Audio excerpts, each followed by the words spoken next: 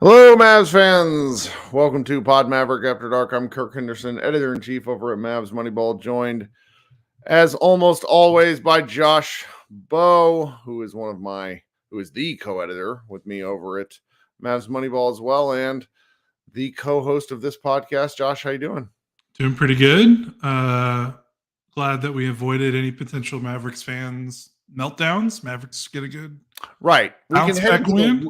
We can head into the weekend with a meltdown if they get shellacked by Boston on Friday. But this was great. This was great. This was needed. I think if they would have lost this game, you would have had to talk some people off the ledge afterward. But don't have to do that. Don't have to do that tonight. Yep. So happy birthday to our 25-year-old MVP in the making, Luka Doncic, who posted a hilarious 30 points, 16 assists, 11 rebounds. He has 30 assists in the past two games to the total of and matches that with a mere 6 turnovers, 5 of which came in this game. Josh, what were you doing at 25? I was living in a studio efficiency apartment trying to try to afford a new car because I got rear-ended on the highway. So I think that was around when that happened, and my truck got totaled. So I was I was a very productive member of society back then. I vaguely remember my 25th birthday. My wife and I had been gotten married the previous September. We've been together she had tricked she had tricked me and had a bunch of my friends fly into DC, which was like a big, 25, you don't have any money. Everybody's still trying to figure out how to pay off your student loans. So I remember that weekend. That was pretty fun. But what I wasn't doing was heading towards my 5th straight all NBA team at 25. Yeah, definitely not. I mean, what a great game. The thing about this game, why it was important to me, and look, you can tell me that the Raptors suck because the Raptors do suck. They do suck. But yeah, I know. Well, they're feisty, but they're not. They're missing the special sauce to go from a mediocre to a good team. Mm-hmm. And so it's really nice to see the Mavericks come out and get this win. It was a really fascinating first quarter because Luka, as is his wont on his birthdays, came out looking like he had no desire to play basketball. And the PJ Washington carried the Mavericks early. Kyrie Irving helped carry the Mavericks early. And they just sort of hung around, right? The second quarter is a little bit of a blur for me because my child was being difficult. What happened in the second quarter? Turnovers. I mean, that's really the only reason this game was close in the second quarter, or really the first quarter. Mavericks had 10 turnovers total as a team in the first half, and for a team that's usually around 12 or 13 for a game, that's a lot. Toronto didn't particularly shoot well in the first half. I think they shot under 45% from the floor in the first half, but they got so many runouts in transition and secondary break opportunities that it didn't really matter what the Mavericks were doing in half-court defense because they were not playing in half-court defense because they kept coughing up the ball and giving Toronto extra possessions. So Luka gave up one where Scotty Barnes just came and took it from behind. Mm-hmm. And it was so uncharacteristic like Luka, because Luka just has, he has 360-degree vision. The man sees everything. And so that was when I was like, God, is this just going to be one of those kind of slogs of a game? And so the fact that the Mavericks went into halftime, pretty sure they're down. They're down 1. They're down 1. Felt pretty pleasing. Then on the flip side, giving up 67 points to the Toronto Raptors felt actively bad. Yeah. And again, Toronto they finished this game with, I think, 23 points off turnovers, although I might be reading the stat wrong. So yeah, it was really, that was it. Mavericks had 6 turnovers in the second half and basically ran the Raptors off the floor in the second half. So, Mavericks outscored the Raptors 70-58. Yeah. I think in the second half. So yeah, it wasn't very close once the Mavericks they took care of business. Like they did what they needed to do. Like the Raptors, like you said, are feisty, but they're not great. Mm-hmm. I think the Mavericks, a sight for sore eyes, was playing against a defense that likes to drop and blitz, because with Jakob Poeltl, while he's a pretty good big man, he is not super mobile, and he was mostly playing drop, or they were doubling. And the Mavericks haven't seen a lot of that the last couple of games because Luka looked confused. He's like, "Wait, there's 2 people. This hasn't happened in a week." Yeah. So lo and behold, the ball moves a little bit more, and you had guys other than Luka and Kyrie do stuff. PJ had his best game as a Mav. Tim Hardaway got some open threes finally. Daniel Gafford was really good in the pick and roll. Both Gafford and Lively had really good scoring games. They were combined 10 of 11 from the field. And then, those lobs were not there in the last couple of games because teams were just like, we're going to switch and let Luka and Kyrie outscore us. Well, Luka and Kyrie kind of outscored them, and they played a defense that let the role players kind of get free, and the role players made their shots, to their credit. Well, basically everyone that played did something positive to impact. That's a really important point. So when the Mavericks lose, one of the things that I see in all the comments and then on the Twitter is a lot of people bitching about Luka and Kyrie not working together. And beyond me just wanting to utter shut the fuck up to every person that says that, it's look at the other guys. When Luka and Kyrie score 75 and 59 in consecutive games, you should do better than 1-1, quite candidly, because that's a preposterous, how many points does that put together? It's like 134 over a 2-game stretch from 2 guys. Yeah, I think so. And it's like you can't ask for more for either of them. Someone else has to step up, which was just, it's lovely seeing PJ Washington confidently step into corner threes. I need like a sports science explanation of how the hell he misses corner threes so badly when he steps into these. Because I'm like, if you haven't shot a basketball in a while, guys, go shoot a corner 3 and then go shoot a wing 3 and tell me what's easier. I just physically don't understand this. However, he was awesome, and he was awesome in a really functional way, and just patience, lots of things going. And what the Mavericks need night in and night out is, if you expect a certain level of play from Luka, 22 made field goals between the 2 guys for 43 field goal attempts. Neither one was particularly great on threes. They combined for 14 free throws, 17 assists, 6 turnovers, and 12 rebounds between the 2 of them. All you really need, not to really overly simplify this, but you need one more guy a game to do something. Just something. Yeah. And tonight they had PJ. They had a little bit of a Tim flash. Like it was very, I tweeted out, Tim Hardaway's having a great game, and then he shot off the side of the backboard. He made more threes tonight than he's made in the last 3 games combined. So that was a welcome sight. He hasn't made 4 or more 3-pointers since February 8th. So that's a pretty long time for a guy that shoots as many threes as he does. So that was welcome sight for sure. Then you had a Daniel Gafford sighting. First, fans were quite reasonably, even though we explained why, fans were reasonably frustrated in the Daniel Gafford not playing last night. Man plays 24 minutes tonight, 25 minutes, gets 13 points and 7 rebounds. He did have 4 turnovers, which is something we got to be a little about, but delightful to see him bounce back a little bit and get some more shine. Realistically, the way Gafford needs to play is he just needs to be more cognizant in space. He needs to challenge shots harder. He needs to run back on defense the same way he leaks out on offense. And I think it's not that he'll be fine, but because he's still, again, there are going to be some matchups where he just can't play. And that's fine. But if you can mitigate the things that you're bad at with effort, I think Jason Kidd will be more willing to play him. I mean, getting beat back on defense is simply a cardinal basketball sin, and these Mavericks collectively suck at it. And when we come back from a short break here, I want to talk about one of the reasons that I think they were a little bit better in transition defense and get your take on it. All right, guys, it's been about 10 minutes into the show. Thank you so much for joining us. If you have the ability to go hit the like on the stream, I would very much appreciate that, as would Josh. While you're down there, go ahead and hit subscribe. There's got to be a way to get notified of when we go live.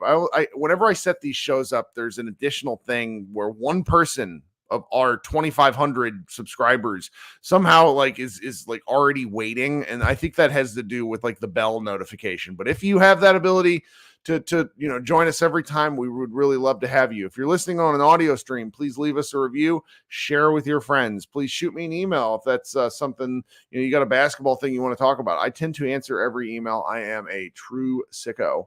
Thank you so much for supporting the show. If you're watching the video stream a little bit later, go leave a comment. Love reading the comments after the fact, as well as the comments during the show. Those are always fun. Now we're going to take a short break for a audio insertion of ads. All right, thanks so much. What a big return tonight, Josh. What did you think of the return game from a long absence with knee bursitis with Dante Exum? I thought he looked pretty good. 17 minutes. Didn't do a whole lot like scoring wise. I mean, he only took one shot, made an open three, got to the free throw line, made a free throw. The big thing, though, 5 assists in 17 minutes, 0 turnovers. He had more assists tonight coming off the bench than I believe the Mavericks' entire bench had last night against the Cavaliers. Just the fact that they finally have a backup guard that they can trust, all due respect to the Jaden Hardy fan club. As long as Exum and THJ and Kyrie and Luka are healthy, I feel like Hardy is going to be the odd man out of the rotation guard-wise until further notice. But if that's going to happen, at least, Exum, like his ability to just make passes, it's such a big deal, and it allows Kyrie and Luka to get some minutes on the bench that maybe they couldn't get afforded. Real minutes, not like stolen, hidden hope and, stick your head between your legs and kiss your ass goodbye hope minutes. Like the real point guard stuff going on. Yeah, and it lets Kyrie continue to play off ball more if he wants to. And as we've seen with Kyrie, he likes to play off ball. He generally likes to, and I know that sometimes it's a little frustrating for Mavs fans because he's not as aggressive. But as if he's playing with a good passer, right? Right. So now you don't have to worry about those minutes where it's Kyrie without Luka, and Kyrie's still deferring to like Tim or Josh Green or someone else, and the offense starts stalling out a little bit. Now Kyrie can play off Exum and play off Luka, whoever's in the game, and I think that just smooths things out for the full 48 minutes because Exum's a legitimate, he's not a kind of point guard. He's a legitimate point guard. He might not be the flashy playmaker that Luka or even Kyrie can be, but he can most certainly run bench backup offense with Kyrie spotting up around him. And he found Kyrie I think Kyrie was responsible for a couple of his assists. So that was really good to see right away. First game back, basically hasn't played in 2 months. He's missed 22 of the last 24 games. So just the fact that he was able to make it, was moving around fine, contributed positively to winning in this game. I think that's really all you can ask for. And then hopefully he just keeps ramping back up to see if you can get a little bit of that December Exum that we saw. Which, if you get any sort of flash of that, and really my sort of expectations for Exum and really hopes for Exum is if you assume, I think we have 23 games left, maybe 24. If Exum can play 16 of those, I'm going to be really pleased. If Exum is able to play to give Kyrie the occasional night off, because Kyrie, after missing a lot of time, has been available, and it links directly to the Mavericks playing better basketball, because obviously he's top player on the team along with Luka. That is kind of the takeaway there. But him, the ability to get a little rest the occasional rest heading into the stretch run could be very important. I don't expect him to go without missing more games, meaning Exum, just because this is his career. He's a minimum contract player. knee bursitis is a funky injury. That said, I'm really happy with what we started with, because the defense, is a shout out to Joe Biden in the chat, says the defense is still pretty bad. The defense is weird. The Mavericks didn't get out rebounded tonight, which is something that I'm actually more pleased with than anything else, because it feels like sometimes they just get rocked on the boards, and there was a lot of gang team rebounding tonight, which is something. There's just a lot of small positives that I am taking away from this game, and I don't know whether that's hopium or it's just it felt needed. There's been a lot of talk as we head into the stretch run that the Mavericks can make this push for like a 5-4 seed. And I don't want to crap on anybody's dreams. It's just hard to win that much once you're already, the Mavericks are 9 games over 500 now. The West is just monstrous. Yeah, I think just about every team in the top 10 is 500 or better in their last 10 games. Mm-hmm. It's really hard. I mean, they won 7 in a row and moved up one spot in the standings when they won 7 in a row. So it's less to do about the Mavericks and more that this is just a really bare of a conference. It's not last year's Western Conference, which felt pretty weak past Denver. All these teams are really good. Like the top 10 teams are all pretty competitive, and they're all playing well. They're all hitting their stride. They're all getting healthier. Don't feel like any of these teams are in the top 10 of the West are dealing with any like crazy injuries right now. Like the Lakers are healthy. The Warriors got all their guys back. The top 4 have pretty much stayed healthy most of the season. So yeah, it'll be tough. I mean, I think it's you just focus. If you standings watch, you might get a little batty, like watching the Mavericks win like 3 out of 4 and not go anywhere. So that might, if you want to preserve your sanity, maybe just focus on what the Mavericks are doing, because they did some good things, and I know their defense wasn't great overall, but I really do feel like a lot of it was the turnovers and and turnovers led to transition.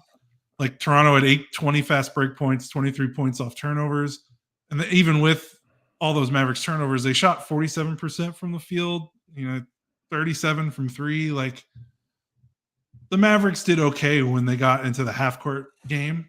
Toronto shot 20 of 32 at the rim, which 32 at the rim is a lot of attempts, but the percentage is actually pretty good. That's below league average, holding someone to 62% at the rim. Right. So, there was some good and bad. Like if the Mavericks weren't so sloppy with the ball, which, hey, second night of a back-to-back, there were tired legs for sure. Maybe this would have been a more dominant win from start to finish. But, I mean, double-digit win on the road against a team that, even though I don't think Toronto's that great, they had won 3 in a row coming into this game. So, you take it. You just got to stable. I mean, really, the objective of this game was just, it doesn't matter if they would have won in triple overtime. Like, you just have to win and put that Cleveland collapse as far in the rearview mirror as you can. Like, you just didn't want that to linger. And I thought the Mavericks did a good job at that in the second half. Want to give a shout out to our friends. Hello, our friends at We Talk Mavs. I wonder if our man TGK Kid is in the chat too. Didn't see him earlier, but hello to some of our fellow podcasting friends out there in the YouTube and live chat space. There's a lot of people that do good work, hard work. It's not easy doing this, and it is fun though, or it can be fun. Last night wasn't very fun. So one thing I was looking at while you were talking about was point differential and sort of the space in the West. So you got the Clippers that are they've won 6 of their last 10. Suns have won 6 of their last 10. Pelicans have won 6 of their last 10. They lost tonight to the Indiana Pacers. The Kings are currently 5-5 of their last 10. They're currently losing to the Nuggets. And that seems like that game might, let's see here. Where is it? I think that game might be over. That game might be over. Yeah, they're down by the Nuggets are up by 18. But the NBA is a weird space. There's Lakers and Clippers just square off. So if you're a big like standings watch person, and I kind of recommend it, you're gonna lose your mind. Just so you're clear. Yep. You're gonna look back at some of the Mavericks losses and like curse some of the things that have happened to these Mavericks. It's just sort of the nature of things. But the point differential thing is a little bit interesting to me. So if you don't really know about point differential, over the course of the year, point differential is actually a historically valuable piece of data to let you know how good a team actually is. So for example, if you were to sort the Western Conference by point differential and rank teams that way, Oklahoma City would be first with a plus 8.3, Minnesota 7.3, and then there's a dip.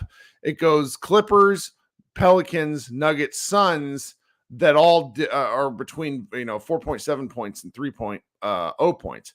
The Warriors, hilariously enough, actually have a better point differential rating than the Mavericks, but their win streak the last several games is very fraudulent in my opinion, just because of kind of who they played. The Mavericks are a firm 8th in the West with a 1.3. The Kings are actually sitting there at 0.6. And the more games you play, kind of the better it ends up really, like, it is a dividing line is what I'll say. And so I'm very curious just to see how this sort of shakes out. I don't know what the Mavericks point differential has been since they made the trade, which would be more valuable to me than what they did during the regular season. Because if you're missing 20 games without Kyrie, you're missing a gajillion games without Dante Exum and Maxi Kleber. I just don't really know who this team is.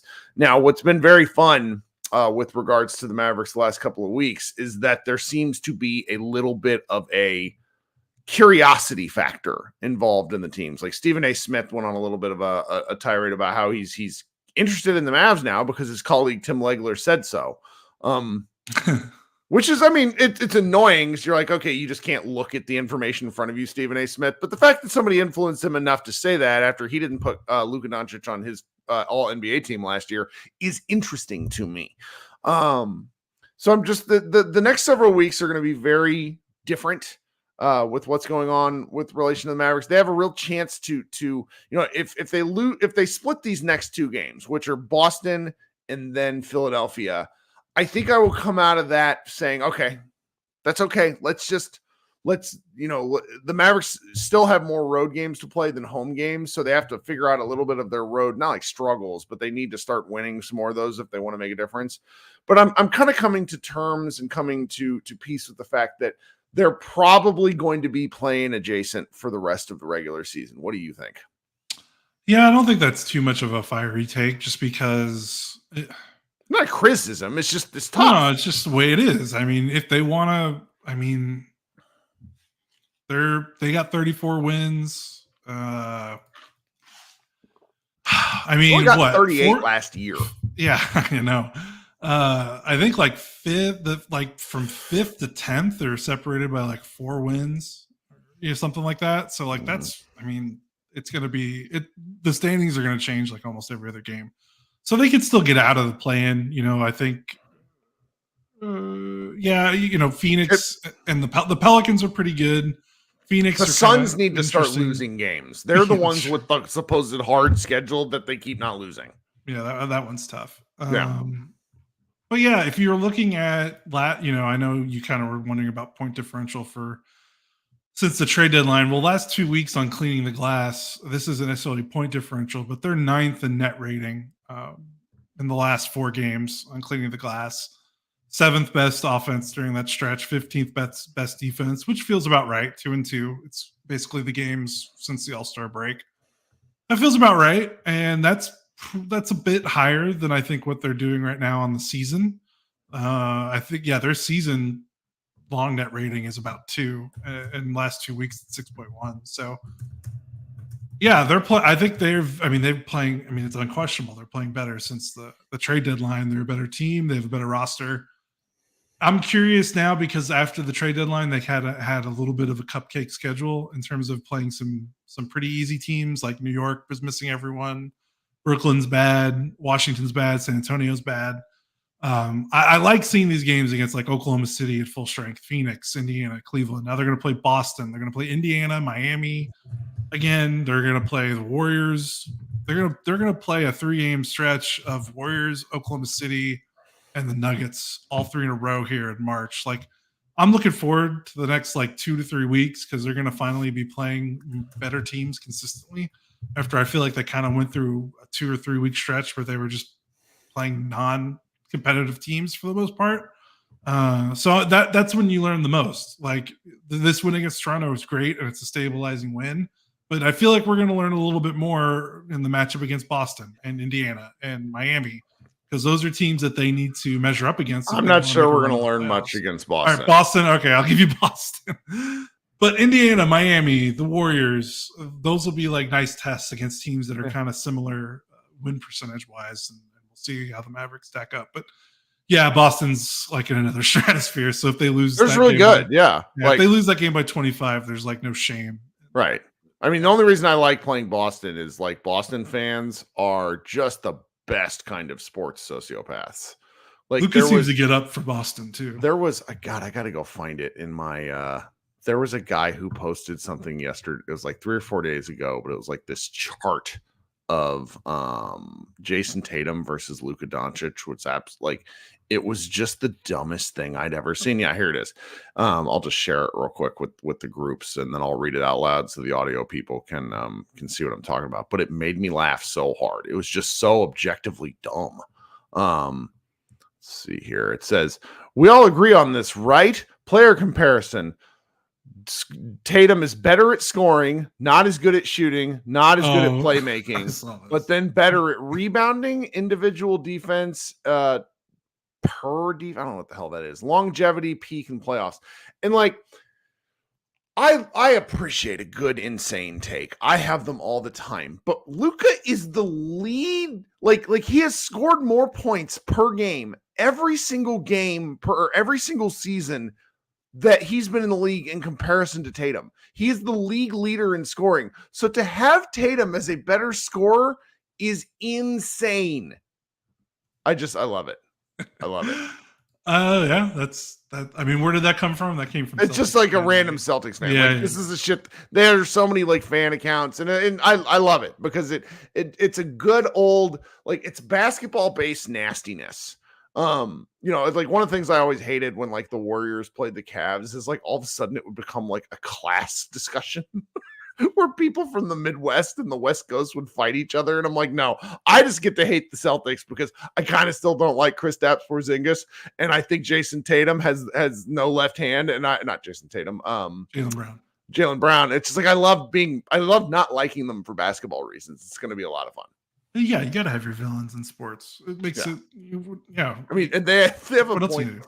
They have a plus 10 point differential. Oh, they're so good. Destroying teams. They're wiping the floor with everyone this season. So yeah, I mean, yeah, I don't know what the Mavericks are going to do in that game, but it'll be 3rd and 4 nights, 4th and 6th nights, last game of a road trip, 4-game road trip. Luka's going to have a birthday celebration tonight. Can't be understated. Yeah, or tomorrow. Like either it's coming either tonight or tomorrow. Probably tonight. Basically every factor will be going against them. But hey, that makes it all the more cool if they make it competitive. That's right. Or they steal it or something like that. And if they steal it, then everyone can start printing their NBA Finals tickets or putting their down payments or whatever you got to do. Start planning the parade routes because it's going to get wild if they win that game.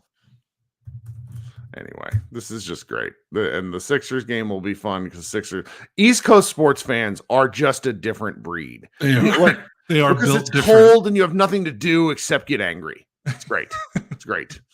All right. Is there anything else we should talk about? Man, I don't know. Last night. You want to talk more about last night? I want to talk more about last night because the referee, the last 2-minute report is some Ministry of Truth horseshit, and the NBA is a fraudulent organization, and I am pissed as hell. Do not lie to my face. Say we fucked up. Don't give me 2 minutes of correct calls with the exception of 3 seconds in the key, which didn't matter. Which no one noticed. No one noticed on either team. Why does the NBA even release these last because Mark Cuban bullied them in the early 2000s, and this is a legacy of, and no one is going to believe this, particularly the younger people. NBA reffing, in my opinion, used to be worse because there was no accountability. Now we at least get lied to, which you're going to say that's worse. Like that's actually, it feels worse, but at least like with the tape and stuff that we get, the one that really chapped my ass, and I tweeted about it, and somehow like Bob Sturm and Mark Cuban retweeted me, which was great for my mentions. But there's a who was it? The center, Jared Allen is basically posting up Max. He's got his arm bar out, right? Maxi's kind of hooking the arm, a little bit of hook in the arm. So this could have honestly been a foul for either person. And Allen just like he loads a squat and shoves Maxey off. It's amazing. It's kind of an offensive line level play. And the last 2-minute report referred to it specifically as, I think, incidental contact. Yeah, like they accidentally ran into each other. There was nothing fucking incidental about it. Like, just like, there's a ridiculous phrase, don't pee on my leg and tell me it's raining. I don't mind that you made a mistake, but don't lie to my face. Yeah, it was marginal crazy. Call, marginal contact. Thank you, Islam. That was what it was. There was nothing marginal about that level of contact. Again, don't mind, but just say, maybe something should have been called here. They didn't call Josh Green for tackling Garland. And then, would you believe it or not, somebody pointed this out to me. I think his name was Matt online, pointed out to me that like actually falling to the ground is not traveling. It's not traveling in the NBA rulebook. I'm gonna be honest, I didn't know that one. Didn't know that either. You learn something new every day. What did you? What can I go on my little? I don't know if I'm gonna. I'll if mute I have myself. energy to rant it. It won't take long, but the way you were pretty exasperated about that Jared Allen call, which you should have been. That was crazy. I felt like I was going crazy seeing the reactions to the Tim Hardaway Jr. Kyrie Irving inbounds mistake that right before Max Strus hit his second 3 in a row. Like, I saw so many people. Like, first off, it was a correct call, and I don't think anyone was. Once people saw the replay, because I think the original broadcast angle in real time, it was hard to see Tim initially inbound the ball because I think he was hiding. I think some players were kind of covering him up from broadcast angle, and I think people just kind of saw the Kyrie part of it and thought that the ref kind of lost his mind. And then you see the replay, and it's clear as day. Like, Tim grabs the ball, goes to the baseline to inbound it, throws it into Kyrie, who's in play, and then Kyrie isn't realizing what's going on and walks out of bounds thinking he's going to inbound it. It's an easy call. And I saw so many people that were like, that happens so many times every game. And they don't. You know why that was, right? Well, you know why that happened. I do. Why? Because Mark Followill is basically on the internet saying that everybody's wrong. And when the lead Mavericks broadcaster is picking a fight like this, because Mark doesn't do stuff like this, it basically gives credibility to the argument. I'm sorry, he's not correct. Full stop. It's not Dirk stepping over the line, which is what people were talking about. It's not Dirk doing that, which is what everybody is remembering. It was he passed the ball to Kyrie Irving, who was inbounds with both feet. Kyrie walked out of bounds. I don't care what your intent is. You violated the rule. Yeah. The end.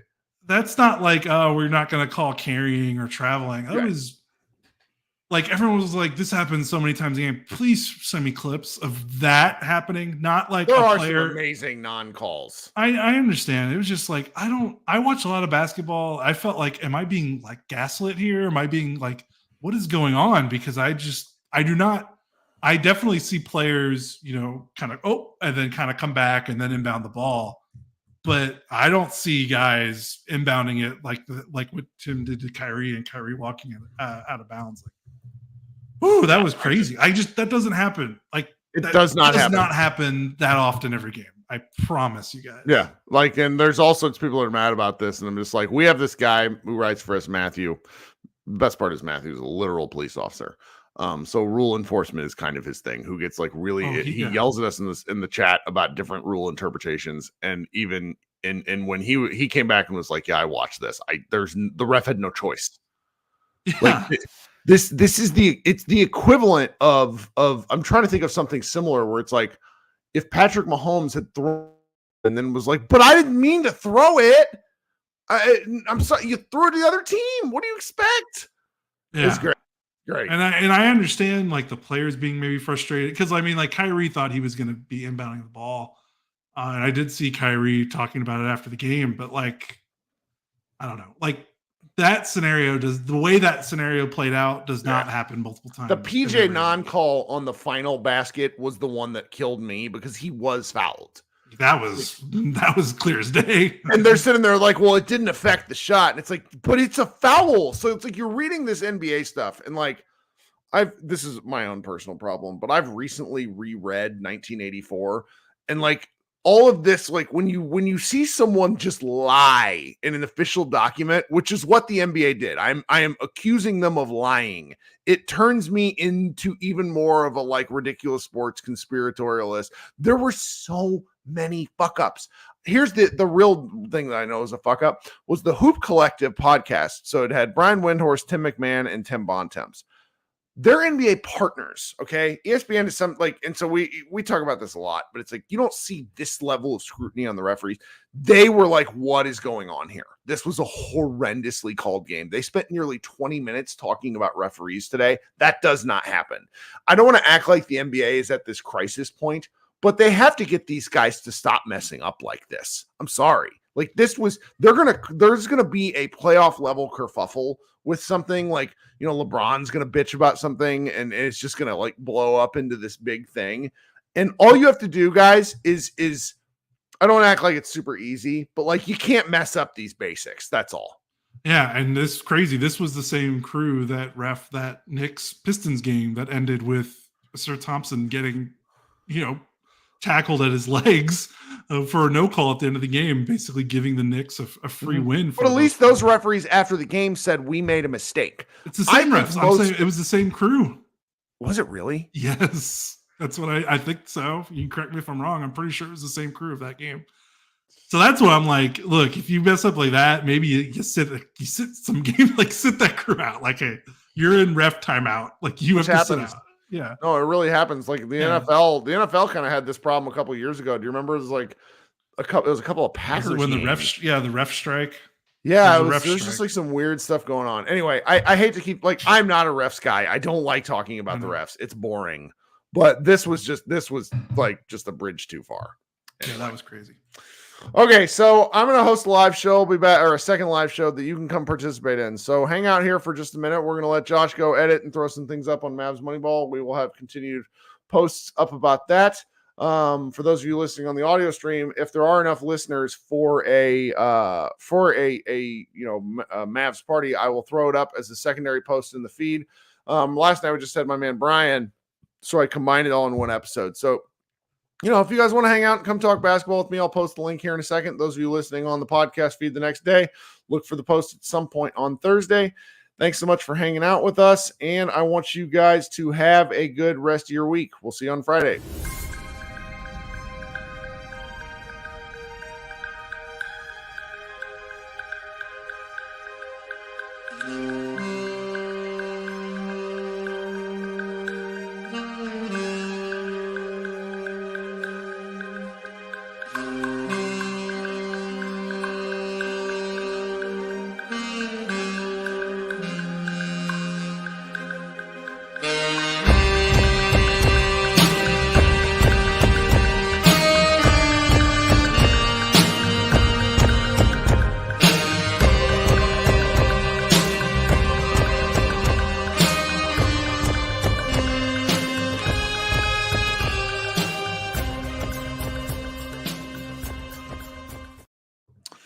Hello, friends. Welcome back to Mavs Party. I'm Kirk Henderson. It's a little before 10 o'clock on February 28th. I think it's a Wednesday. Tomorrow is Leap Day, February 29th, one of the weirder days on the calendar.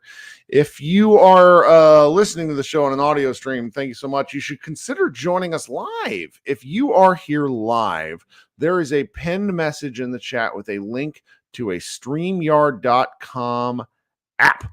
There's a link to a StreamYard.com web address where you can join this from your phone. You can join from your computer. There's all sorts of fun ways where you can actually show your video if you want. If you just want to issue a comment, you want to come up here and yell at me about one of my takes, because what we're here to do is talk about the most important triple-double of the evening. One featuring Theo Pinson getting a triple-double with the Texas Legends to go along with Jordan Jelly Walker's 43 points as they earned the dub. No, I'm just kidding. Those things did happen tonight, but we're actually here to talk about the Dallas Mavericks finally notching a road win as they beat the pants off Toronto Raptors 136-125. That 11-point margin of victory might not mean much to you if you're listening the next day, but it was a needed victory. So once again, if you're listening on the live stream, go ahead and click in. I want to hear your takes. If you're, tag me in the comments if you have questions, things you want me to answer. I can go ahead and do that a little bit later. First up, we got my man Brian, who is a regular correspondent here on the show. Brian, what are you thinking tonight? How you doing? Hey, man, I'm great. I was so glad that we had another game coming right off of that Cleveland game, because if I had to sit on that for 3 days and then play the Celtics, I would have had heartburn, dog. So this was exactly what we needed. We got the PJ game, the positive shooting regression. We got Tim playing better and like making shots, sure, but also Kid did a really good job of managing his minutes and his sub pattern so that he was never in without at least two of Luka, Kyrie, or Exum. And really, he didn't play that many minutes with Luka and Kyrie, I don't think. Having Exum back was, I'm so glad that dude is back, because having him back just kind of like settle everybody down and run the offense for Kyrie and for Tim in those non-Luka minutes is huge. It took a load off of Tim's shoulders. It made it easier for him to just play the role he needs to play on this team. And everybody looked better because of it. Josh was, high energy as usual, scrapping for offensive rebound. Had a weird air ball from the corner that cost me a little money towards the end of the game. I thought that was I saw that funny. one. I started laughing, and my wife was like, "What's happened?" I was like, "Josh almost killed a man." That's the worst I think he's missed a three this calendar year. I'm not even joking. He shot it like it wasn't like a slightly off. It was about a foot past the rim. That was amazing. Yeah. I have not seen that from him in a long time. But he only had 5 points. Still had a decent game though. Man, can we just talk about Paul Jermaine Washington Jr. a bit? Paul Jermaine Washington. Did not know Yes, sir. that's what PJ stands for. Let's talk about it. Tell me what you think. Dude, so I've got to give Kid credit. I don't even know if this is – I'm assuming this is game plan. So I'm going to give the coach credit. I'm going to give Luka credit also. Them running offense early to get PJ involved and do more than just stand in the corner was an excellent idea, because it did exactly what they would hope. He got to put his hands on the ball, go to the rim a couple times, get that floater going. Then he I think the floaters came after, but he hit a three, started feeling good, hit another one, then the floaters started falling. The drives got more aggressive. And suddenly the Raptors were like, oh, we've got to like actually go guard this dude. And when they didn't, he made them pay. And it helped tremendously because, yeah, Tim got it going a bit, but he still only had like 16 points. That would not have been enough for a Raptors team that ended up scoring 125. So we really needed what he brought tonight. And then on defense, like IQ had really great numbers. I love Emmanuel quickly. I think he's going to be awesome in Toronto. He already is, but going forward, and whenever PJ slid onto him, it was just nothing. He shut his water off. Like what he's been doing against these small, quick guards in the last couple of games, after he had a kind of shaky start in OKC against Shea, he was really clamping up against Mitchell and Garland and then IQ tonight in a way that really mattered, because if we can't play Exum big minutes, if Derrick Jones Jr. can't hit enough shots to like stay on the floor, we need to know that we have somebody who can, okay, we need to just go guard point of attack for like 5 possessions in a row and spell Josh or spell Kyrie or whoever's doing it. And what he's been showing the last few games is like seriously impressive. One thing I don't understand, I would need a smarter person. Maybe you can answer this because you're probably smarter than me. Most people are. Why in the hell is this man able to walk into really pretty looking catch and shoot above the break threes, and then the corner threes look like shot from a blind trebuchet? You know what? I've noticed that too. I don't know. I think that's just kind of his spot. Like he's going to work on the corner three, but I feel like him getting more comfortable is helping, and so him getting more above the break looks and getting more early drives and early easy baskets off of cuts and things like that are going to help him out a bit from the corner. But that corner jumper, if it's just not his spot, that's going to have to be an off-season fix. So that may limit a little bit of what we're going to try and do in the playoffs. But honestly, with the way Josh has been shooting from the corners, with the way Tim shoots from the corners, with the way Luka and Kyrie, honestly, shoot from the corners when they have those opportunities. I'm not that concerned about it. What he's been doing already, just with the drives and the floaters in the mid-range game when he can't get all the way to the rim, smart decisions passing out of drives, and really just what he's doing defensively, mostly on ball, but off ball, he's been pretty impressive too. Like his attention to detail is at a level where I did not think it would be coming out of Charlotte. Mhm. He's been genuinely impressive. And shout out to Gafford and Lively having really good nights too. Like Gafford, there was a whole minutes thing, but that was due to matchup last game. Tonight he played well. He was chasing blocks a little bit too much and was out of position a lot, but at the end of the day, he's your backup center, so it's okay. He's still out there getting offensive boards, working hard in the paint, rolling hard, making the defense have to account for him. And Lively was dominant in the paint, dude. Like on Look both ends, good. he was really, really good. Under control. There's this one play that Nate Duncan, if you guys don't know who Nate Duncan is, he is a Dunked On podcast, really just smart basketball analyst. He keeps Mhm. showing this play of, I'm pretty sure it's Scotty Barnes driving into Lively on the break and using his off arm. Like Luka tends to use the off arm on the side, like where he's like kind of keeping the defender at bay. But Right. he basically like stiff He armed arm-barred him right in Lively. front of. Right. That was the Yeah, one that got challenged, right? I think so, but it's That was like a successful challenge, I feel it's like. just such an obvious like offensive foul. Like it's not, and so it's like he's just basically talking about how Nate Duncan saying, you got to get this game out of the game or get this move out of the game. But Lively was really active. His timing was great. As a result, we were getting various like geography lessons for Canada from Mark Follow, which was like normally those Yeah, sorts of man. bits annoy me, but like I thought it was I don't know why. I just thought it was really funny. No, Uh, Follow was on point tonight. And honestly, like to go back to that play, I feel like they were like Max. Oh my God, Scotty had to resort to that because, mhm. dude, they weren't getting anything if it wasn't a floater or a three. Yep. When Lively was in the game, he had the paint on lockdown. And honestly, since he's come back, with the exception of the indie game, I think when he had trouble, like either kid wasn't telling him or he was just like having trouble knowing to like stay pressed up on Miles Turner from 17 feet out. Because honestly, God, I don't feel like Miles Turner could drive by him, and I don't think he could shoot over him. He should have been pressed up on him more, and kid should have had that confidence in him. But every other game, he's been special defensively. Like what he was doing in Cleveland against Jared Allen, especially in the first quarter, was oh my God. And then when he got in the game late against Wemby, when Gafford was having trouble with him all game, and Lively and PJ came in and just turned the water off. And I'm like, man, this is nice. Like I was tweeting before the game, just like Lively, Gafford, PJ, Maxey, Josh, Derek Jones Jr. Think about the defenders that we've had around Luka, and then now Luka and Kyrie beforehand. And Sure. look at this roster we have now, dude. Like, and it's still got places to go, but Exum too. I almost forgot him. That's like 7. Well, Josh is not quite a plus defender yet, but he no longer is like, bro, what are you doing? You're killing us out here because you're getting ran by these screens. Josh is like a I hear slight you. I know positive, your probably intent. around average. Yeah. I'll say this. He's doing a reasonable job considering what he's given us on offense. Yeah. I'll leave it at that.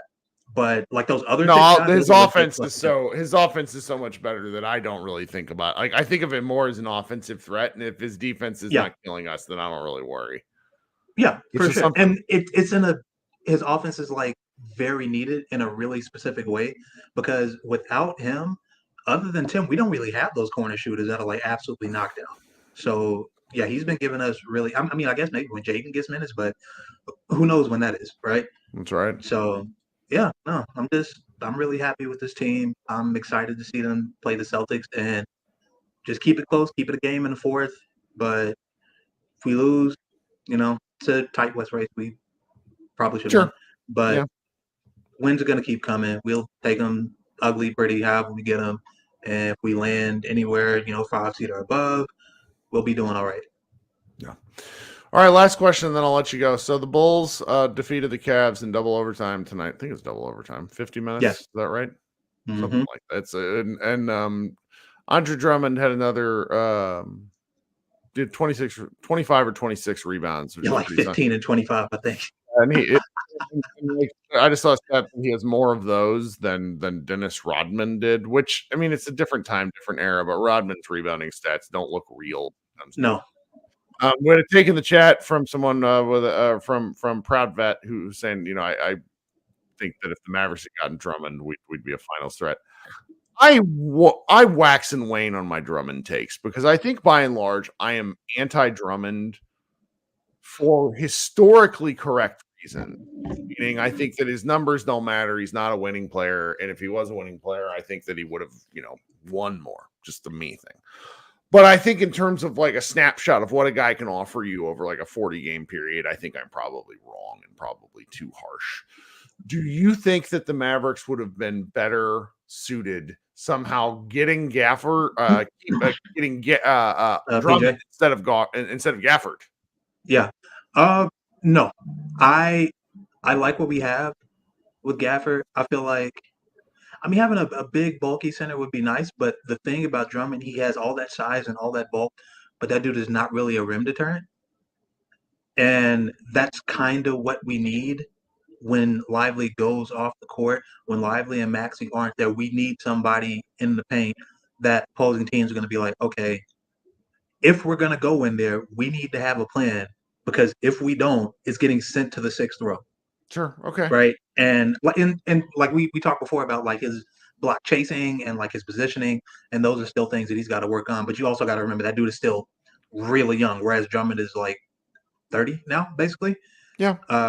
Like he would have come cheaper, and maybe in just theory, like the Bulls are objectively bad at asset management. It's really difficult. Yeah, it's like, so like maybe just like it from an asset standpoint, but I don't really see it. I like Andre. I do think that Andre has actually become something of a player that can contribute to a winning team, just because he really had to work to change his attitude when it became clear to him you're no longer this max rookie scale player that Detroit told you were. You are actually, in fact, a bench player and like a spot role player at that. If you work hard, you can become more. And he did, and then he did. And he's doing it on a bad team now, but I do feel like what he does could translate to a better team. I just don't know if it would translate as well as what Gafford is currently giving us. Yeah, just kind of food for thought. I don't really have a firm take. I'm just one of those things I was kind of putting out into the void. But thank you for joining us once again. Of course, brother, always. All right, talk soon, man. See you Friday, I hope. Yes, sir. Yeah. All right, coming up next is Micah, and then we have Zach. Micah, what's up, man? Man, at the end of the day, great having the win, especially after last night. That was so comically bad. I didn't. I woke up kind of with. I wasn't even mad. Well, I was kind of mad, but I wasn't how I normally get during shows like that. But I was still like so emotionally drained after watching that because that just sucked. But it sucked. It's like, yeah, just take the bounce back win. It's just like everything about that game. Not only how bad it felt like we played, just like you can make a case that there's a 15-point swing off of 4 minutes of officiating. So, yeah, but yeah, they did good tonight. So, and yeah, the thing with Gaffer is like there's just certain matchups that I think it's going to be tough for him to play.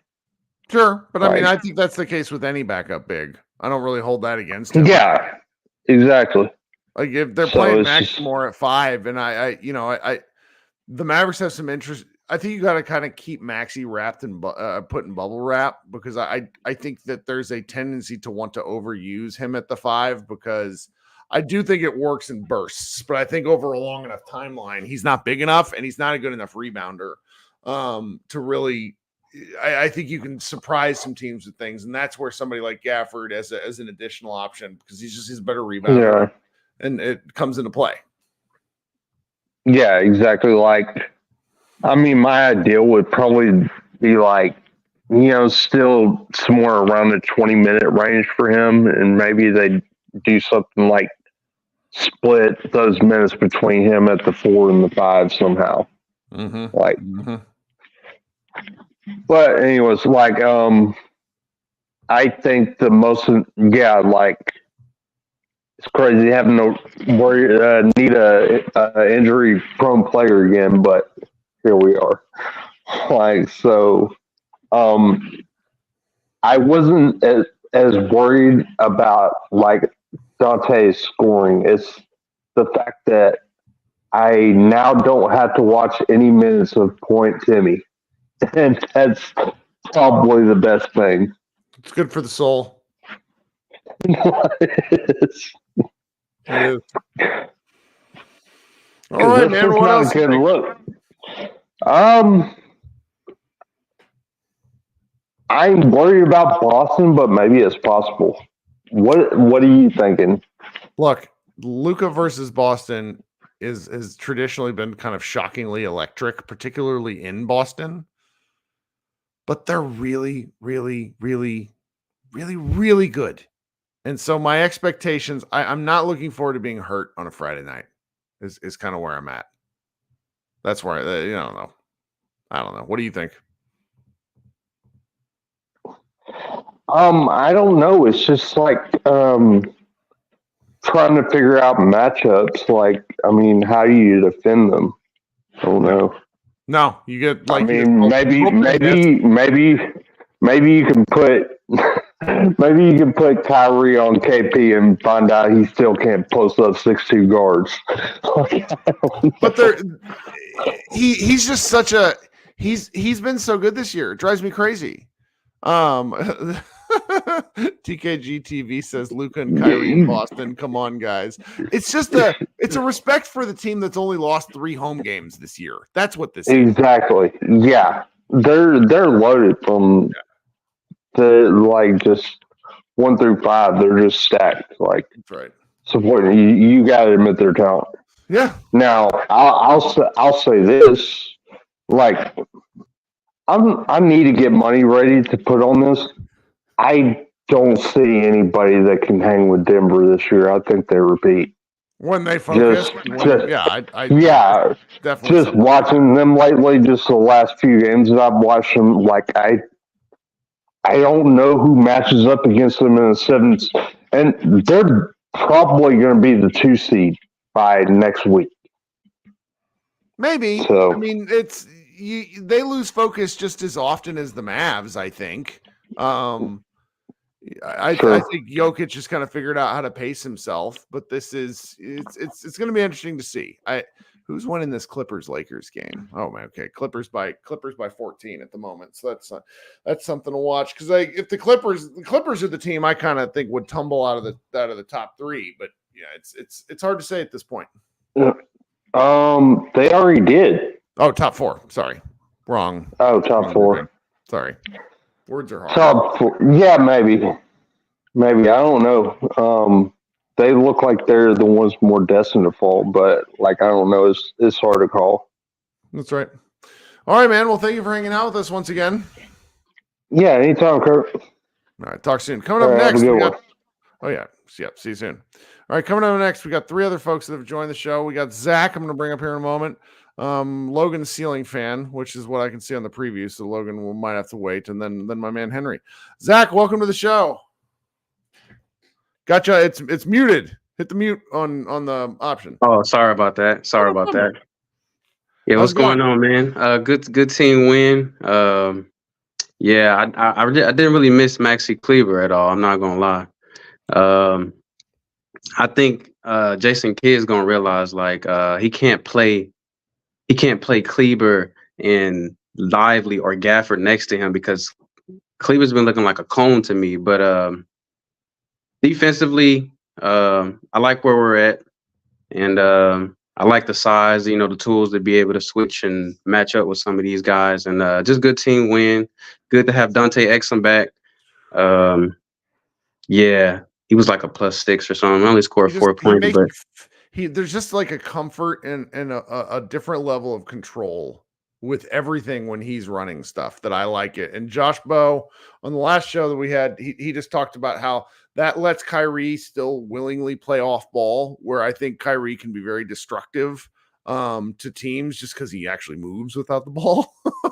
Right. And it's just it's fun to watch. I'm gonna enjoy seeing more minutes from that particular combo. For sure. I was ready to give it to Hardy, man, because he was showing flashes, but then he'll just do some stuff defensively, and I'm just like, okay, I see what kid is doing. He don't want to.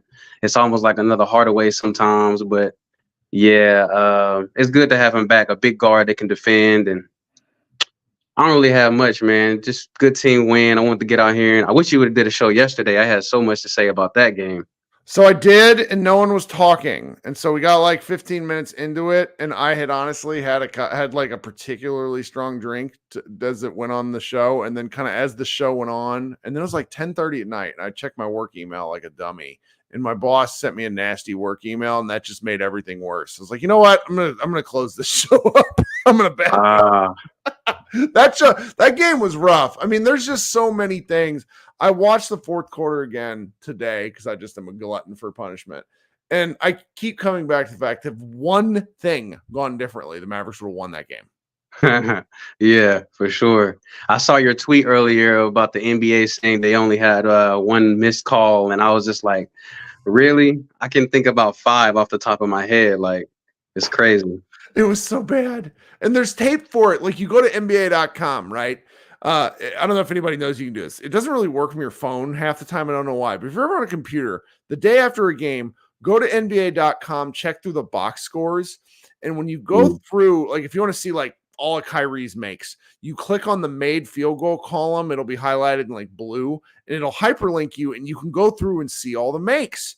And so what I did was I went to that Donovan Mitchell bank 3, and you just see he pulls an Jared Allen just shoves him off. And it's like don't tell me. Shoves Cleveland before that. Yeah. Yeah, it's crazy. It's like, come on. What is it makes me insane. Eric says they link the video in the report. I guess I didn't realize that today. So you can actually see them telling you that the sky is purple with some of these things that they tell you in the last 2-minute report. Absolutely amazing. What about when Josh Green got whacked on the 3-pointer? So this one is a particular NBA rule book bullshit. You can see on the thing they high five, right?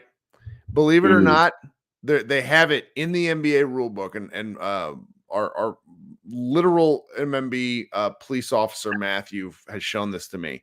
The high five is not a foul, and so Josh was it a Green, high five though? See, and I can't tell from the video, but they're claiming it was. And so at that point, I'm like, I hated that one too. I mean, there were so many. Apparently, Darius Garland travel. Yes. I mean, it's just so much stuff. And it's just ridiculous. Joe Biden in the chat says we got to move on from the Cavs game. Just erase it from memory. I will never know. Getting mad at old shit is one of the great parts about sports. Zach, you got anything else for us tonight? Nah, that's it, man. Good team win. Shout out MFLs. Y'all have a good night. Thanks, man. Hope you come back. Talk soon. All right. Now we got my man Logan. Logan, what's going on, dude? Beautiful beard. What's up, Kirk? Thank you. What are you thinking tonight? So one of my regrets about not writing for y'all this season was that I was an Exum guy before when he was barely playing. What a take. I have tweets that were like, I'm going to get a jersey. And I was like, I'm going to get a Dante Exum jersey. And he played like 5 minutes a night. And people were like, all right, that's cool. Like, no one knew why. I just liked the way he played because I was like that. This was before we knew he could shoot. And I was like, oh, this is the classic good defensive guard who can't really shoot, passes really well. The Ricky Rubio school of like white guy who can't shoot. How's he possibly going to stay on the basketball court? So, but I was like, I don't know. I think he's got something. And then he shot well in Europe. Like for a full season's worth of games, they add up to like 80. And I mean, they have the same line and stuff. But anyways, I just have been such a proponent of him. And then you see it tonight, and like it's so much more than just the production because of how organized they look and how there is no like the ball doesn't freeze as much, and even the double figures for everyone are kind of influenced by having someone like that, because there's not one person holding it for 12 seconds trying to figure out what to do.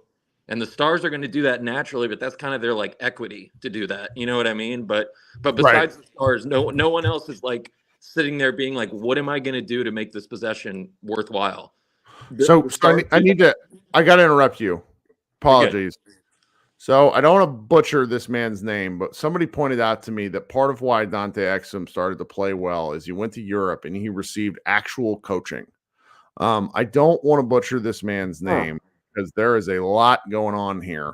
I did hear someone told me that he had like a rough relationship with a coach. I don't know if that's who it was. It's not the Parisian the partisan team. I don't know how you say it. I'm terrible at this stuff. You know, Texas naming of things is always really bad. Where it's just real literal. The coach's name Obradovic. I don't know, but it's a number of people have told me that like is an incredible basketball coach. You just Google the guy's name, EuroLeague's most decorated coach.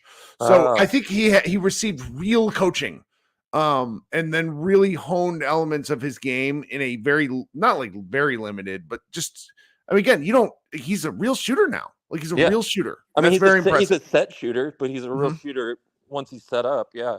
Yep. Well, all those guys too, those like highly drafted athletic guys who can't really shoot, they turn out like Frank. Like Dennis Smith Jr. is like a little bit better than Frank, but it's like they try to make a living on defense because that's all they can really do. And like even if he stayed healthy, that's kind of what he seemed like he was going to be. But but if he can shoot like that, I mean, if it's real and like we're saying, it seems like it is. That's just because Josh doesn't want to be that aggressive. Tim, it makes everything fall into place as far as that goes, and you don't have to sacrifice anything on the defensive side as much. And I don't know if PJ can keep it up like he does tonight. I don't know how you never let him shoot. Like he basically doesn't need to ever shoot corner threes, but that's actually like literally impossible. Like that's not how basketball works. To just be like, he's always going to be the one above the key. But that's what I'm thinking is like he's just so much worse at them. I think when he plays with Maxey, let him screen a lot because that will keep him there. When there's a center there, it doesn't really make as much sense because you want the center to roll.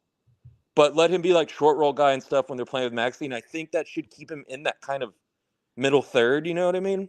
Sure. That's like one thing I was thinking about. But I don't know. Good win. I have a feeling we're going to keep it close with Boston. I'll say that. Sure. I think that's probably true. I think Luka and Kyrie alone are enough talent to certainly keep things close, but I also wouldn't, and this is me just mentally lying. Yeah. I'm not going to get mad if they get waxed. Yes, I am. Boston's just that good of a regular. I'm going to root for Denver. If that actually happens, Denver-Boston, I'm going to root for Denver about as hard as I can root for a non-Mavs finals. Denver. I am firmly of the opinion that Denver would make them hurt. I do too. I think so too. I think Boston, when it comes to nut crunching time, and it's a 5-point game with 6 minutes left, Jokic just alone. I mean, that's how basketball is. That's how LeBron always was. Like he's that good, and I think they'll just get better possessions. Yeah. Well, it's also they're a really amazing shot quality team from deep. And I just think you give Coach Michael Malone a chance to scheme against that, and they're going to eliminate some of it. And they don't like Porzingis is not an answer for Jokic. Yeah. I mean, granted, nobody's an answer for Jokic. But that's true. I didn't think about that's like one matchup aspect, or like I hadn't really thought of that. Is they don't really have some burly, you know? No, I mean you're who else do they friggin' have? They have Horford and they have Horford who's our age. Horford stuff, yeah. Yeah, I mean, that's a real gamble. It's just a real gamble. I guess, they do have Xavier Tillman, who is a wide, big body. I think they probably got him specifically for these kind of things for playoff stretch runs. Yeah. Luke Cornett's big ass isn't going to play any. Yeah. Boston's become that team, just getting guys like Xavier Tillman for like 1 second round, where it kind of seems like they have like unlimited. You're like, wait, how did they get him? Like they just keep doing that. But Nemus Quetta, he's another huge body for them. But yeah, otherwise they're a bunch of 6'7" guys. Yeah. So it's really something. Hey man, thanks for joining. You got anything else? No, I'll talk to you soon. All right, have a good one. All right, coming up next is Henry. What's up, Henry? My God, I'm so sorry for not joining after that Cleveland game. I was finna let somebody have it, my guy. I definitely It's apologize. tough though. You know, the funny, it's so funny the way this stuff works. In that Mavs fans, more or less, and the sports fans, when you lose a game, sometimes you just want to move on. You know, sometimes you this just one I want to didn't move on. move on from. We shouldn't have been in the position to lose by a game-winning shot in the first place. There were so many mental errors, so many mental mistakes. I don't know why on God's green earth Tim Hardaway was the defensive stopper on Donovan Mitchell in the fourth He quarter. played 17 straight minutes. Josh Green's injury, I think, really screwed with the rotations. My thing is why do we keep calling Omax from the G League just to have him have VIP seats? Like, I don't understand. Like, we all know that Josh Green dies on screens. Like, so much is a little good screen and he's out of the play. Omax defense is one of one. I'm talking like it's amazing. I know you've watched Omax play defense. His energy, his intensity, 6'8", huge. Like Omax defense is. I would pay to watch Omax play defense. That's just how damn he's good. Really good. Like, I think he's not I think he's got a lot to go with team defense, but like an individual lockup guy, he's a monster. Exactly. And that's what we need. Hey, look, again, Denver, when they won the championship, was probably around 14, 16. So they weren't amazing. They were right in the middle of the pack. However, they had 2 to 3 minute stretches where they absolutely shut you down. Mm-hmm. And we're going to need Omax for that at a time to time. But I mean, Strus was obviously 3 of 5 with Tim Hardaway being his defender. But Strus couldn't hit shit all year, and then he does that. Exactly. He has like 5 points tonight or some shit. I don't even know what's going on, but I'm firmly believe. I don't know what it is. This kid just have these mental lapses. But he's going to cost us a game or two in the playoffs just for no fucking reason. And I mean, we have evidence of some really strong coaching from him, and then we have evidence of like he seems to forget what his job is. Exactly. I don't get it. Why does the pendulum swing so extreme? I don't understand it. Yeah. But as far as I'm gonna put that behind, that was a game we shouldn't have lost. Both games to Cleveland, actually, when they were sitting out all their players. Oh God, we lost that 20-point lead. That sucked too. Yeah. There's several games this season. I'm not gonna put it all at Kid, but through mental errors, mistakes, we should easily be probably about top 3, top 4 right now, just with an extra 4 or 5 games that swing our way. But game tonight, I mean, I'm going to get to Boston in a second, but the game tonight, I wasn't really worried about it. I saw some people worried about Kai at the half. I'm never worried about Kai. At a moment's notice, he can just decide to go run off 15, like at a moment's notice. So I'm never really worried about that. What I will say, though, is heading into this Boston game, depending on which Kyrie we get, I don't know, because obviously I came over with Kyrie. Yeah, I don't know how many people. I don't know if yourself. Did you watch that first round series where they got swept, Brooklyn versus Boston? So not the series where he broke his foot. You're no, talking the next one? The last year they were together. I didn't see that one. Okay. So game 1, if you go back, all you need to watch is game 1. Game 1, I think it was 2022, 2023 playoffs. He obviously got swept by Boston in the first round. Game 1, I think Kai drops 40, 38 points, somewhere in that manner. And right. He was completely unguardable. However, Kevin Durant didn't show up. He actually gave up the game-winning layup because for some odd reason he just let Jason Tatum run from the 3-point line. I remember this one. Yeah, exactly. Crashed the board and didn't do the game-winning layup. And then the national media mirror was no way KD can have 2 bad games. He proceeds to have 2 bad games. No way KD can have 3 bad games. He could pull up from 30. He has 3 straight bad games and then decides to hoop for the 4th. But the point I'm making saying this is Boston cannot guard Kyrie. I know Boston's obviously a juggernaut, but they're thin. Like the previous guy just mentioned, I mean, Al Horford, Porzingis, they're not going to do anything against Lively or Gafford. Right. So I do think we have an opportunity in this. And again, like, bully ball him a little bit, I think. Depending on which Kyrie we get, because sometimes he wants to be buddy. Hey, Jaylen Brown, thank you for wearing my shoes. But if he comes out like he was game 1 when he was flicking people off, telling them to suck his, headed into the locker room, Mavs are winning this game. Well, he's been getting to the line a little more. Sorry, I'm looking for his game log as I'm babbling about this. And I think getting to the free throw line it's not the most important part of Kyrie's game, but I think I think, and this is just NBA players, period. He likes to see the ball go through the net, right? Right. And that can just be really something. So he's gone. So February's not been a great month. He's only gone to the line and averaged 2 times a game. But these last 3 games, he shot a total of 12 free throws. He hasn't missed any. And if he can get four looks a game, just that's 4 free throws. That's 30 a game. He can average 30 a game if he just. I think that's right. Yeah. Yeah, he's averaging 27 with less than 4 attempts. Right. So you get him 4 attempts a game. That takes the pressure off other elements of his shooting and scoring. And also it just with him and Luka, if Luka's going to average how many free throws he averages, it becomes a real weapon if you're able to get these teams in the bonus. I like that. Kyrie's difficult because some games it's just like, again, I've talked about this. He is a slight player. It is not an insult to note the fact that he's about 175 pounds. So it's not like you want the guy to take a beating. But if he's able to actually, get called with some of these I'm glad to see it, is my point. Right. It really helps alleviate elements of pressure from the rest of his game. So if it's like, all right, there's that game, it was last game, it was against Cleveland. I kind of argued with some fans in chat because I'm like, he started off 3 of 10 from the floor. Well, if you're going to line, then that matters less. Right. And then those really wild ass shots like he was making in the fourth quarter against the Pacers start to go down easier. And I don't know, I'm looking forward to the experience. I am a little like, this is just me. I should probably knock on wood as I'm saying this. I wouldn't mind them finding a spot of rest for him. I know they just came out of All-Star break, but him and Luka have played a lot of consecutive games here, and the schedule doesn't lighten up in terms of frequency of games.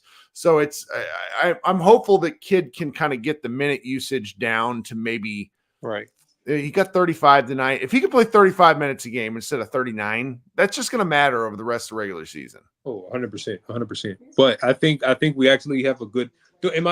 I'm overly optimistic where I think that we're actually going to beat Boston and put the rest of the world on notice.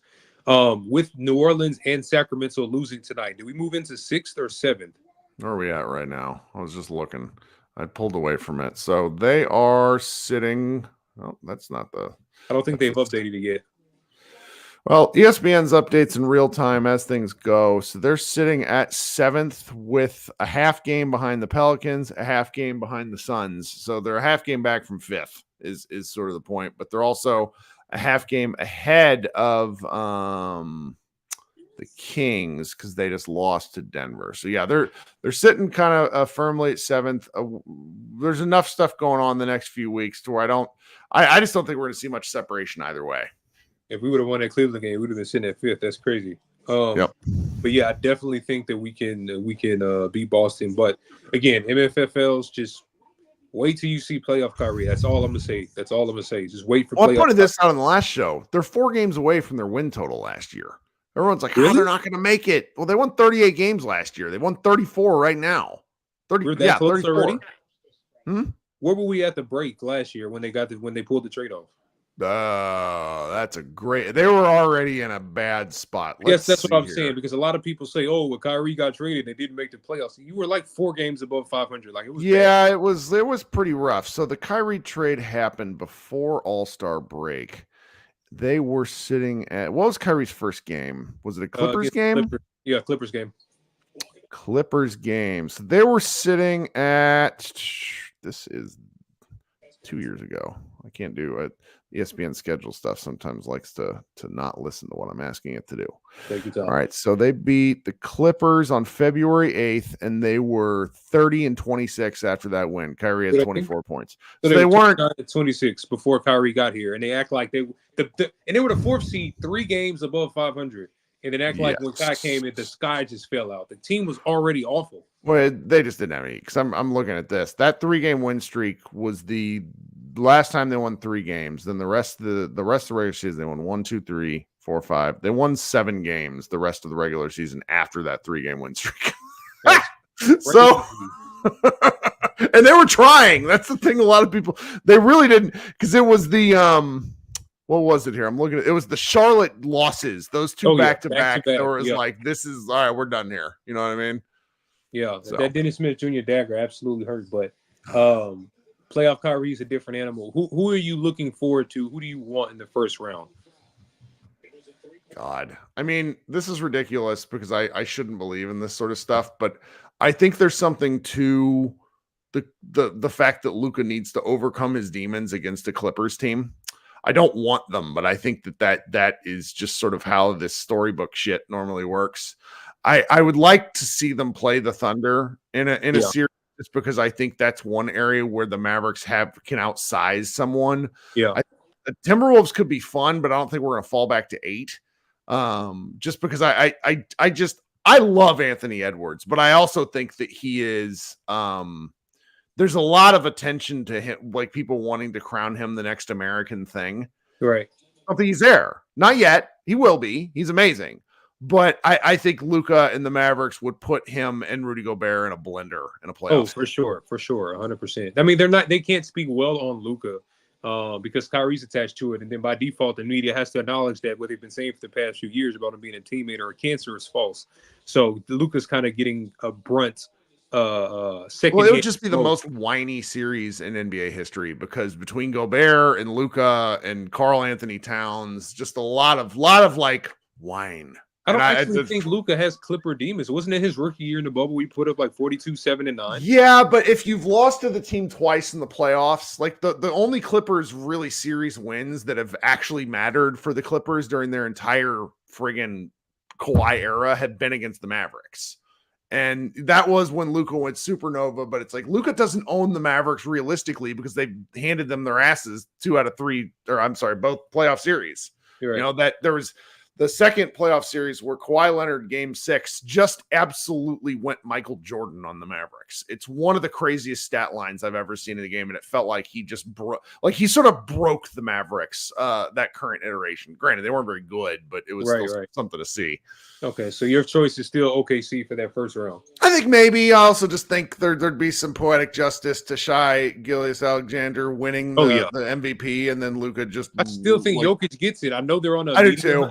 I think that he partnered with. Once I saw he partnered with Skims and Kim K, I instantly knew what was automatically going to come with it. It's not a matter of who's the best; it's who's most marketable. Well, also, there's 20 games left in the year. Like Joel Embiid closed like a monster last year to take the MVP. I mean, there was a lot of the narrative stuff, and I just think like Jokic could still do that the same way Luka's trying to. Absolutely. How do you feel about the Warriors? Would you be afraid if you ran into the Warriors? No. Okay. No, not if Andrew Wiggins is being weird, which he currently, he's out for personal reasons. I think he's if he was, I wasn't too worried about it. The Clippers, sure, I think he's their special sauce to guarding somebody like Luka when he's really locked in. How often is that though? That's such a variable. Kind of like the health of the Clippers. They broke the Mavericks so bad in 2021-22 in that Western Conference Finals that we're still chasing big men. That's how, that's my take. A little spicy.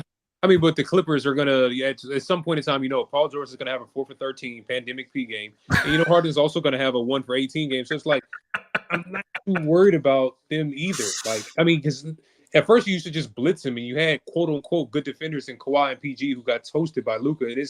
You mean to tell me you finna help off a Batman? Like, I'm sorry. Most teams only have one guy. Nuggets you can give it to with the Jamal Murray, Jokic pick and roll, but most teams only have one. That's the guy.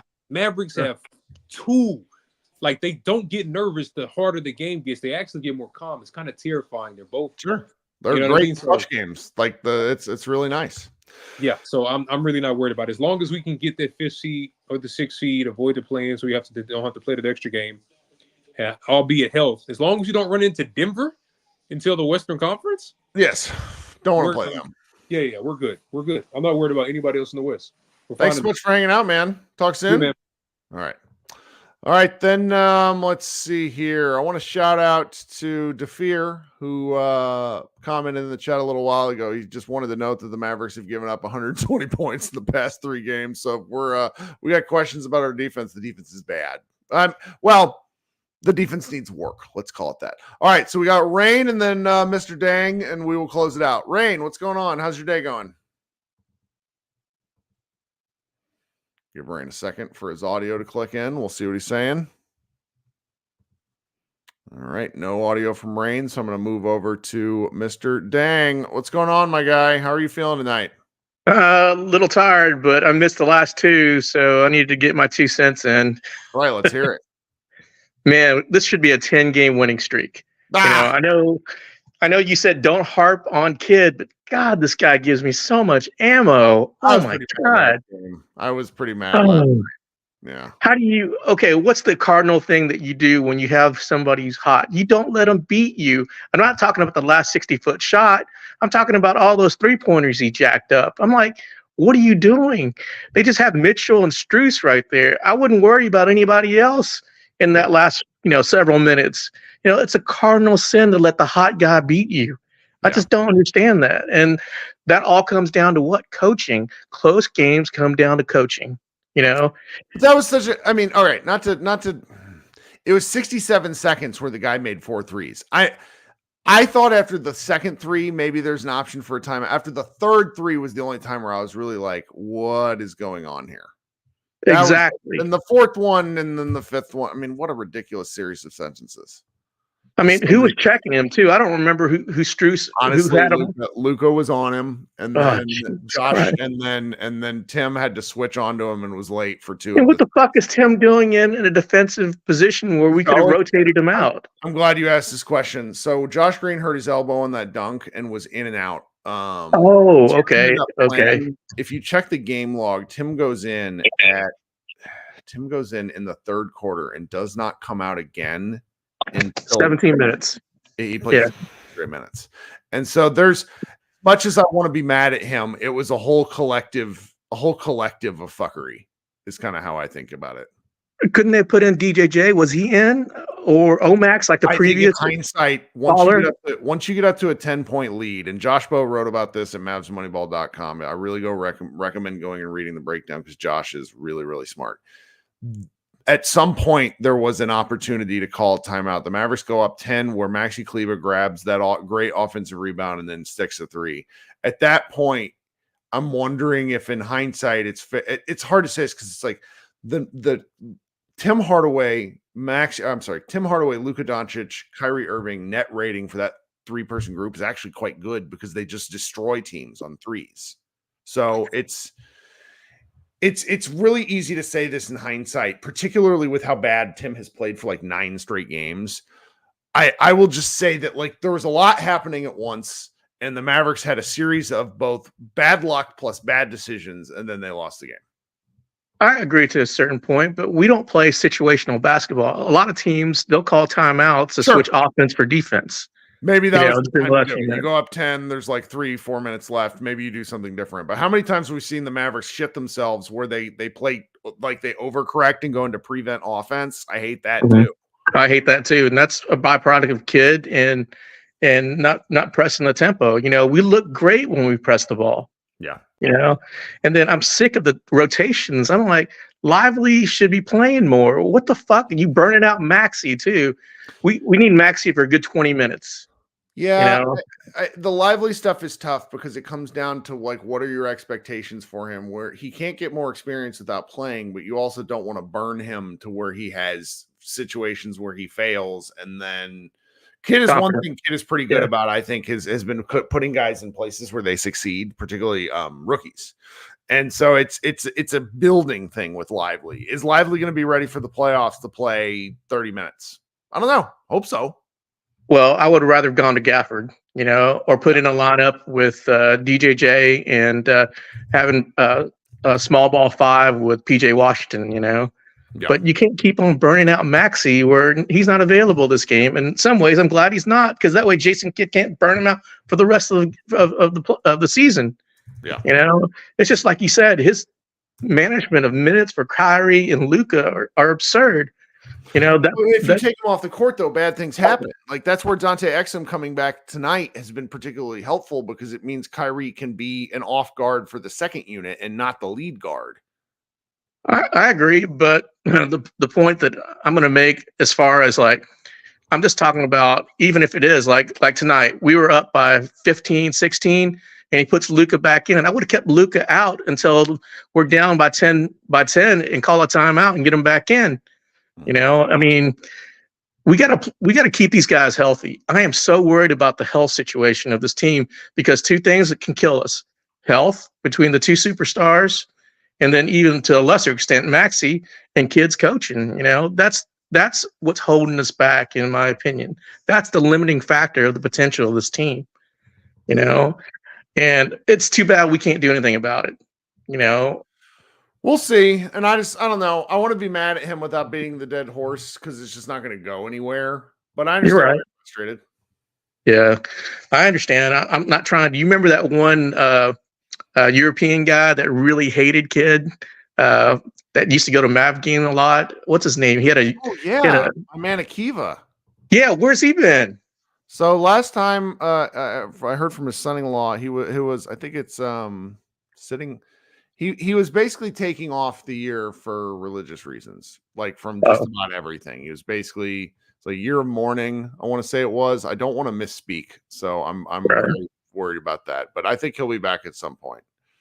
Oh, on another point, does Doyle Rader still write for you guys? Yes, he does, but he works for the North Texas Red Cross and for his day job, and he has been he got sent out to the Panhandle today to do some work related to the fires that are going on out there. So, Okay, okay, because I hadn't seen anything from him in a while.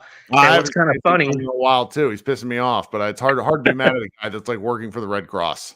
Oh yeah, I think I saw an article from him that he wrote about for the State Fair aquaponics and hydroponics facility that they're doing. Yes. And I'm going to go out there and tour it. And I do a lot of research now with aquaponics and hydroponics, so it's going to be I'll tell yeah, him. That's funny. yeah.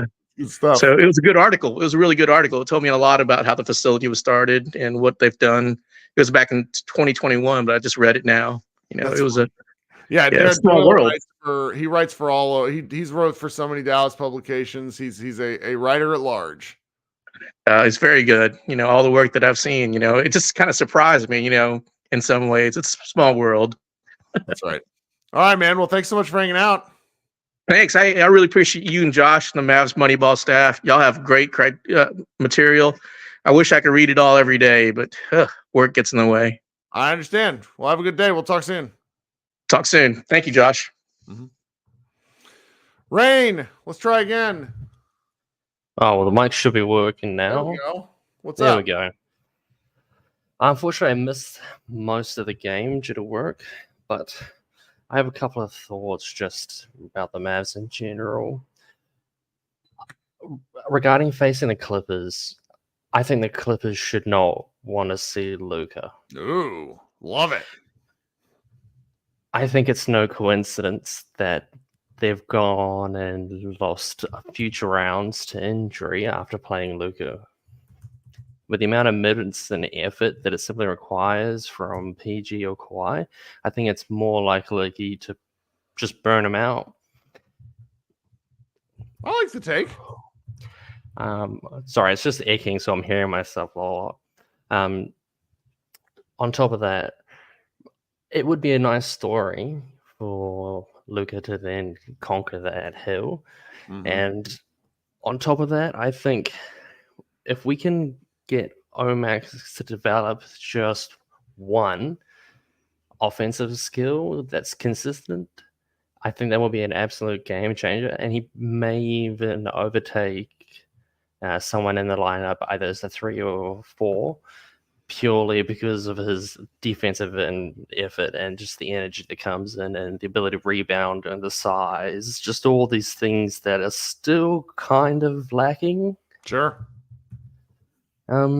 That's about it, really. Thanks for doing these. Absolutely. We'll be back again on Friday. Thanks so much for hanging out with us. Hope to talk soon. Nice. All right. Let me see here. I think that's all we got. All right. Everybody, if you still want to go hang out live, We Talk Mavs is doing their live show. They usually start later than us because I'm an insane person and do it immediately after the game. But I'm going to head out for the night. We'll be back on Friday. Everybody go be good. Enjoy the rest of your week and go Mavs. Bye, guys.